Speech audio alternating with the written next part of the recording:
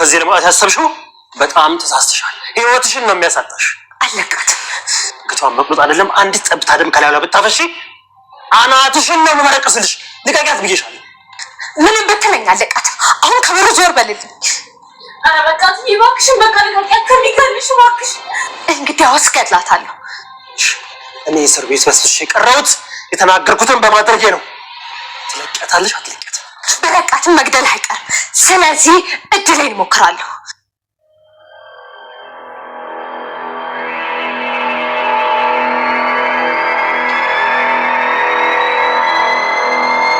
እኔ እስር ቤት በስብሼ የቀረሁት የተናገርኩትን በማድረጌ ነው።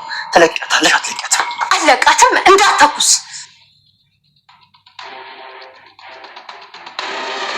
10 ሰከንድ እቆጥራለሁ።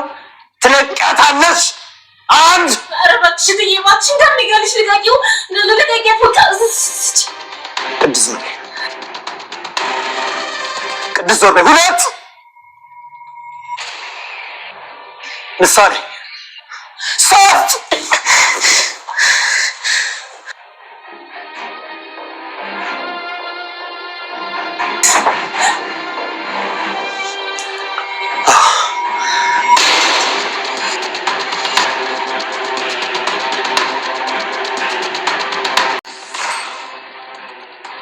በጣም ጥሩ ነገር ነው ያደረግሽው።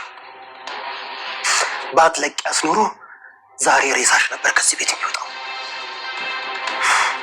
አሁን ምንም ነገር ሳትናገሪ ወደ ክፍልሽ ሂጂ።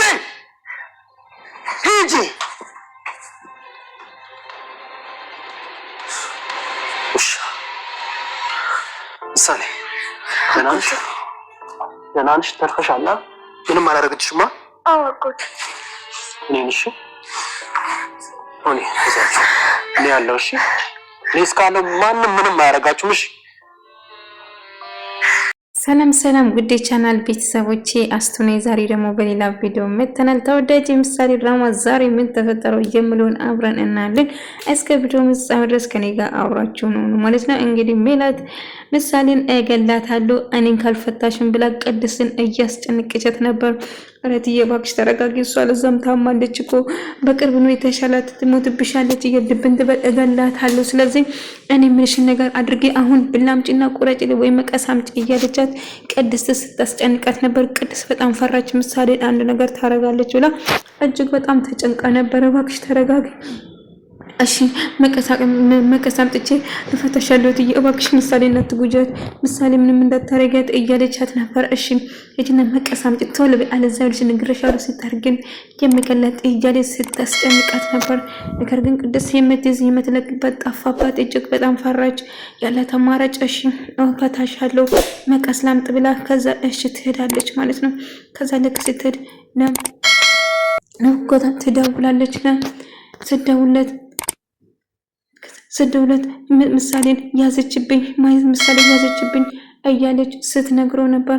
ከዛ እኔ መጣሁ አትፍሩ ምን እሷን እፈታሻለሁ ብለሽ ጊዜዋን አቃጥይበት እያለችው ነበር። ነገር ግን ምንም ብመጣ ማንም አያድነኝ፣ ምን ማድረግ አለብኝ? ምሳሌን እኮ ይዛለች፣ በጣም ፈርቻለሁ፣ ወይን ልፋለማት እንደ እያለችው ነበር።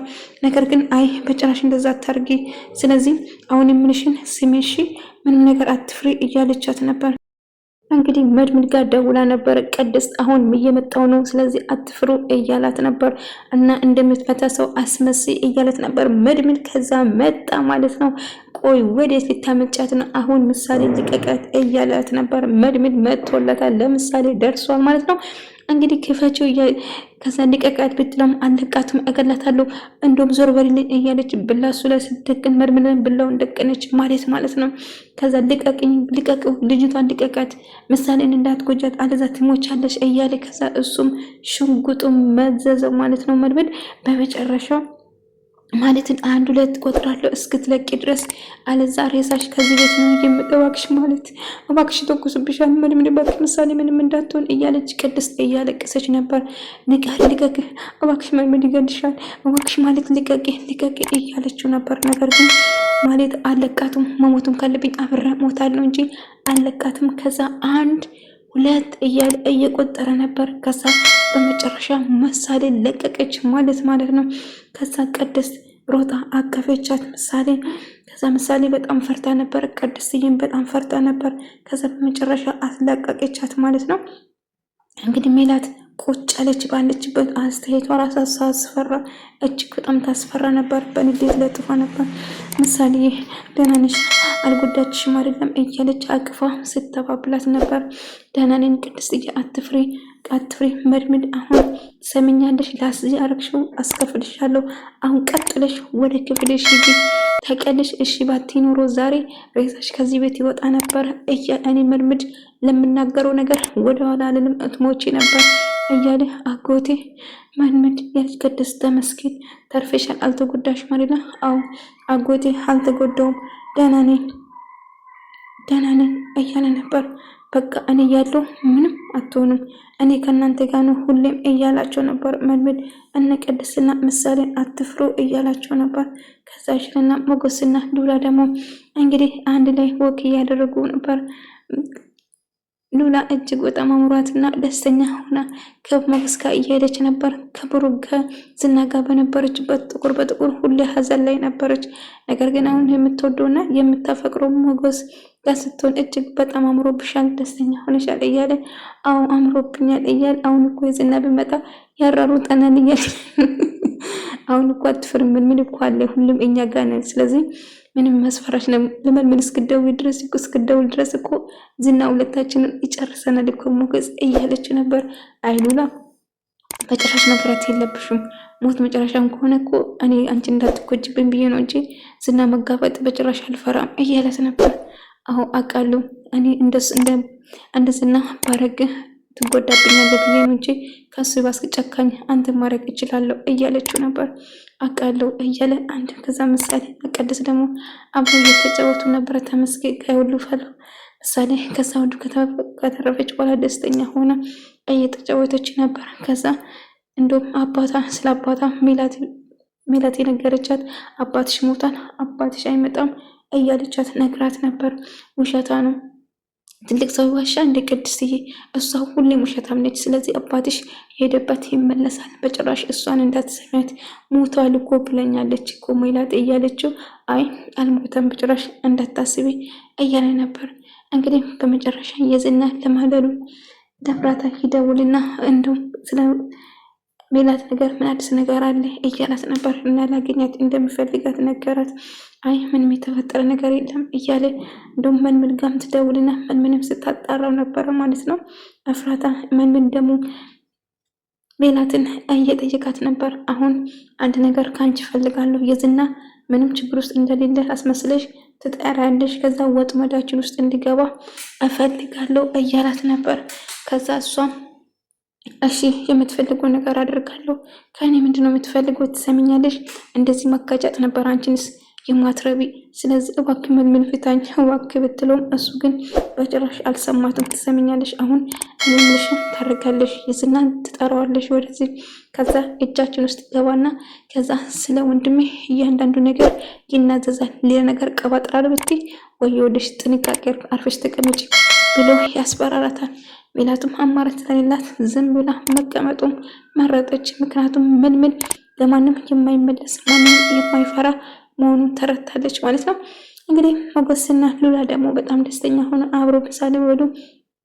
እንደውም ዳጣ ትመጣለች። ዳጣም ከአንድ ላይ ሶስቱ አንድ ላይ ምሳ እየበሉ ነበር። ታዲያ ስለ ዝና ምን ተፈጠረ፣ ምን እየተካሄደ ነው ብላ እያጣራች እንግዲህ መድምድ ዝና ለማገት ወስና ታዲያ ለምን ቤት ሄዳችሁ አታግዳ? ቤት በጭራሽ ሂድ ብላ ዳጣ የሴጣን ቤት ይኬዳል እንዴ እያለች እጅግ በጣም ፈርታ ስትናገር ስትደነባበር ነበር።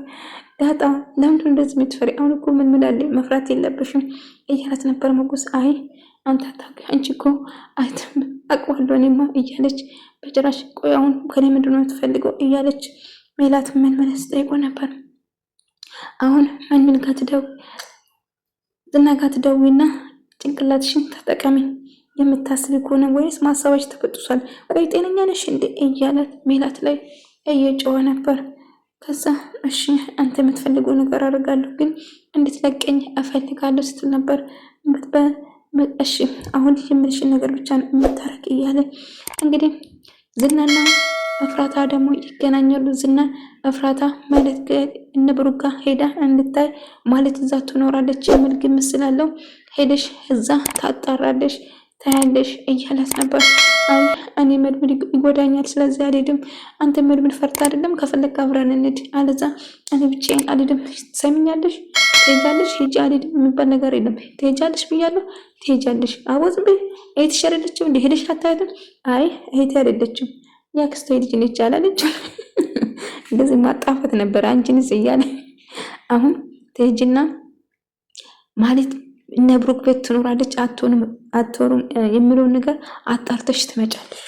ከዛ ያለው ነገር ከዛ ዳጣ ወደ ቤት እነ ቅድስ ጋር ትመጣለች። የተፈጠረውን ነገር ቅድስ እየነገረቻት ነበር። ምሳሌን ልትጎዳት ነበር። ነገር ግን ምርምር መጥቶ አዳንን እንጂ ማለት ምሳሌን ተጠቅማ ራሷን ነፃ ለማድረግ እኛ እንድትጎዳ ነበር። ከስንት ጉድ እንደተረፍ ምን ብሩክም እንድጠፋ ለምሳሌ ነግራ በስንት ነገር ነው ያረጋጓት እያለቻት ነበር።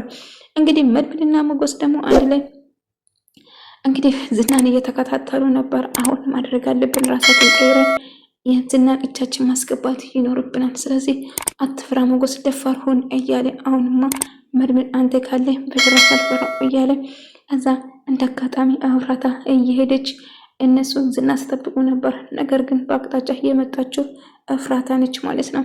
ከዛ ቅድስትና ዳጣ አንድ ላይ እያወሩ ነበር።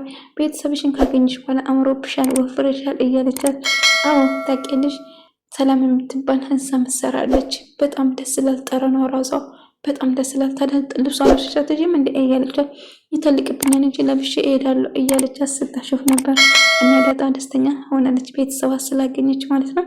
እንግዲህ መድብልና ሞገስ አንድ ላይ ሆነው እየሄዱ ነበር። ከዛ እፍራታ እየመጣች አዩ ከሩቅ።